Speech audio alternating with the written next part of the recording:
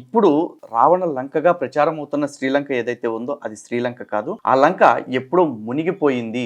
ఆ లంక మునిగిపోవటానికి అనేక కారణాలు ఉన్నాయి. అంటే భౌగోళిక పరిస్థితులు కావచ్చు, లేకపోతే సముద్ర మట్టంలో వచ్చిన మార్పులు కావచ్చు అని చెప్తున్నారు. ఇట్లాంటి మార్పులు ప్రకృతిలో ఎన్నో జరిగి ఉండొచ్చు. ఎందుకంటే మన లెక్కల ప్రకారం చూసుకుంటే రామాయణం వందల సంవత్సరాలు, వేల సంవత్సరాలు కాదు, లక్షల సంవత్సరాల క్రితం జరిగింది. ఏదేమైనప్పటికీ ఒక డిస్క్రిపెన్సీ అయితే ఉంది ఖచ్చితంగా. దానికి కారణం ఏంటి అంటే భారతదేశంలో పూర్వులు ఎవ్వరూ కూడా, మన వాళ్ళు ఎవ్వరూ కూడా భౌతిక పరమైన ఆధారాలని కాపాడాలి, అవి చరిత్రలాగా ముందు తరాలకి అందించాలి, ఇటువంటి ఆలోచన ఎవరూ కలిగి లేరు. కారణం ఏంటంటే భౌతిక పరమైన మోహము, వ్యామోహం రెండూ కూడా మన వాళ్ళకి లేకపోవటం కారణం. కానీ స్పష్టంగా ఒక విషయం మాత్రం చెప్పొచ్చు. ఇప్పుడు ప్రస్తుతం మనం చూస్తున్న శ్రీలంక ఏదైతే ఉందో అది ముమ్మాటికి రావణ లంక అంటానికైతే అనేక ఆధారాలు ఉన్నాయి. కానీ రామాయణంలో చెప్తున్న కొన్ని లెక్కలు మనకు తేలట్లేదు కాబట్టి ఇది రావణ లంక కాదు అని ఎక్కడో అంత దూరానికి సరిపోయేదాన్ని రావణ లంక అని వెతుక్కోవటం మాత్రం ఖచ్చితంగా అది తెలివైన పని అయితే ఎప్పటికీ అనిపించుకోకపోవచ్చు.